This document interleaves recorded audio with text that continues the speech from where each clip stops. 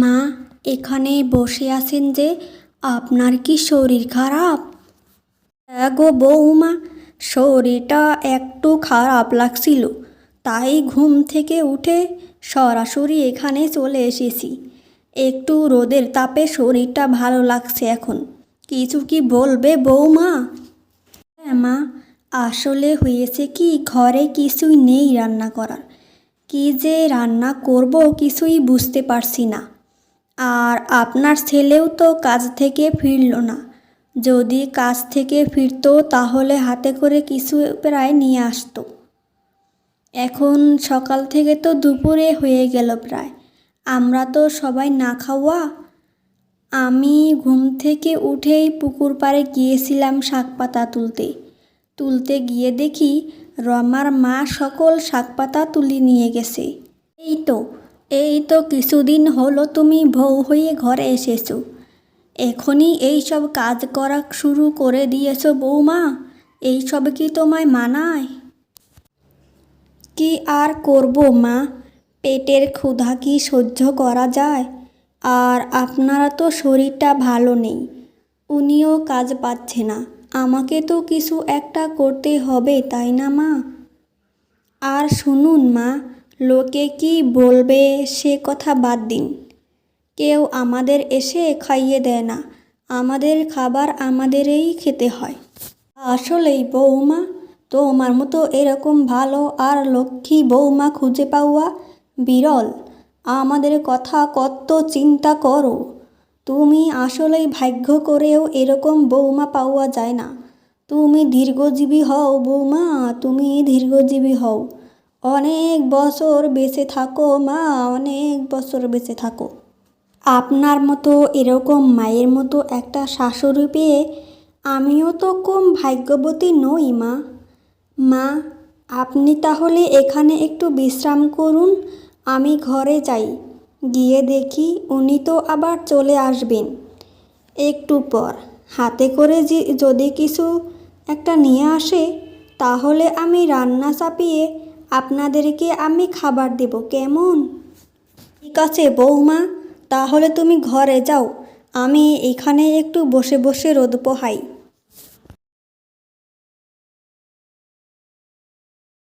তুমি চলে এসেছো? কিছু কি এনেছো রান্না করার? সকাল থেকে উনুনে আঁচ পড়েনি। মায়েরও তো শরীরটা ভালো নেই, ঠিকমতো খাবার না খেলে তো আবার আরও অসুস্থ হয়ে পড়বেন।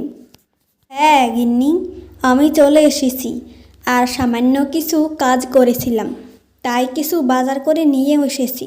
রান্নাঘরে গিয়ে দেখো, কিছু বেগুন আর আলু এনেছি, ওগুলো কেটে রান্না করে নাও।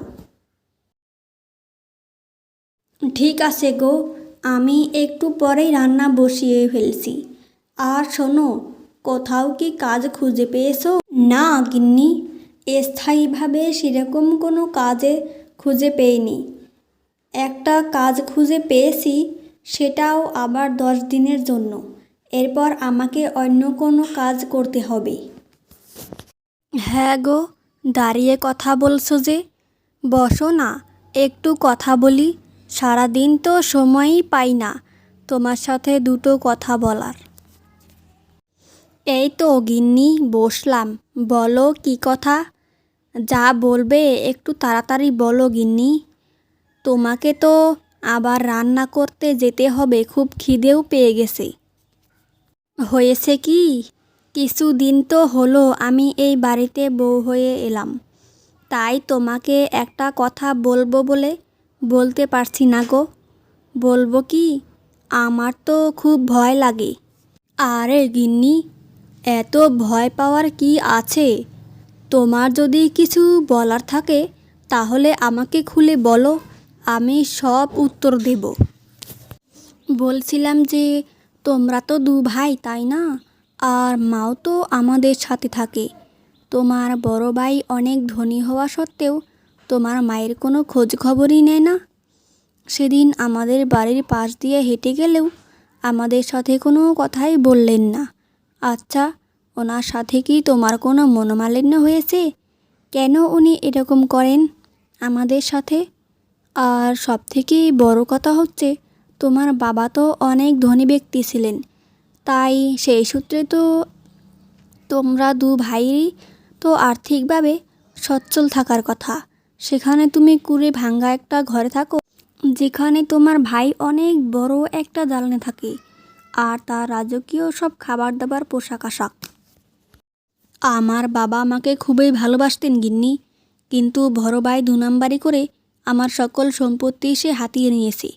নকল দলিল করে তার নামে সব কিছু করে নিয়েছে। সত্য কখনোই চাপা থাকে না, কোনো না কোনো একদিন সত্যটা বেরিয়ে আসবে, তুমি দেখো। হায় রে বিধাতা, এই কয়টা আলু বেগুন দিয়ে আমি কি রান্না করব? এগুলো তো আমার একবেলাতেই শেষ হয়ে যাবে, আর রাতে কি খাবো সেটাই তো বুঝতে পারছি না। উনি যে কাজ শুরু করেছে সেই কাজে তো অল্প কিছু টাকাই উনাকে দেয়। কিভাবে যে সংসারটা চলবে সেটাই আমি বুঝতে পারছি না। ঘরটা তো ভাঙ্গা ভাঙ্গাই, তার রান্নাঘরের যে অবস্থা, যে কোনো দিন ভেঙে মাথায় পড়বে। হে বিধাতা, একটু সুখের দেখা দাও আমাদেরকে। আমার স্বামী তো অনেক ভালো মানুষ, কেন তুমি ওনাকে কষ্ট দিচ্ছ? যাক, এগুলো আগে রান্না করি, তারপর যা হবার হবে।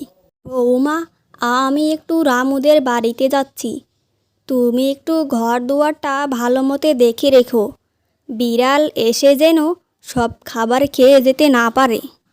আচ্ছা মা, আপনি তাহলে যান, আর আমি এদিক দিয়ে খাবারটা রান্না করে ফেলি।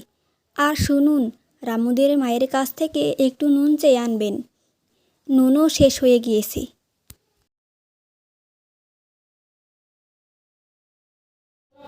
তোমাকে কতদিন বলেছি যে ছোট ভাইয়ের কাছ থেকে সম্পত্তিটা হাতিয়ে নাও, হাতিয়ে নাও। তুমি তো আমার কোনো কথাই শুনতে পাচ্ছ না। তুমি কি কানে কালা নাকি বোবা যে কোনো কথা বলতে পারো না? আর আমাকেও তো বলো না, না হয় আমি গিয়ে হাতিয়ে নিয়ে আসি। সারাটা দিন তো টাকা কামাও, এই কাজ তো সেই কাজ, তোমাকে যদি ওই কাজটা করতে বলি তুমি তো চুপচাপ থাকো কেন? হ্যাঁ কেন? আরে গিন্নি, আস্তে আস্তে বলো না, কেউ তো শুনে ফেলবে। এমনিতেই তো ভাইয়ের সকল সম্পত্তি আমি হাতিয়ে নিয়েছি 2 নাম্বারি করে। আবার যাবো ওই কুড়ে ঘরটা আনতে, আমার বয়েই গেছে। গেলে তুমি যাও, আমি আজ শহরে যাব, তাই যেতে পারবো না। ওদের ভাঙ্গা কুড়ে ঘরটার পেছনে যে কাঁঠাল বাগানটা আছে সেটাও তো আমি হাতিয়ে নিলাম কিছুদিন আগে। বাকি রইল ছোট্ট একটা কুড়ে ঘর, সেটা হাতেই বা কী হবে? ছোট্ট একটা জায়গা, এসব জায়গা তো আমার অহরহ রয়েছে। ও সেই জায়গাটা তোমার ছোট্ট মনে হচ্ছে? কুড়ে ঘরটা সহ উঠানটা সহ কতটা জায়গা তুমি তো দেখোনি ভালো মতো। আমার বড় ভাইকে কথা দিয়েছি, সেখানে আমি ওকে পুকুর খনন করে দিব, সেখানে সে মাছ চাষ করবে।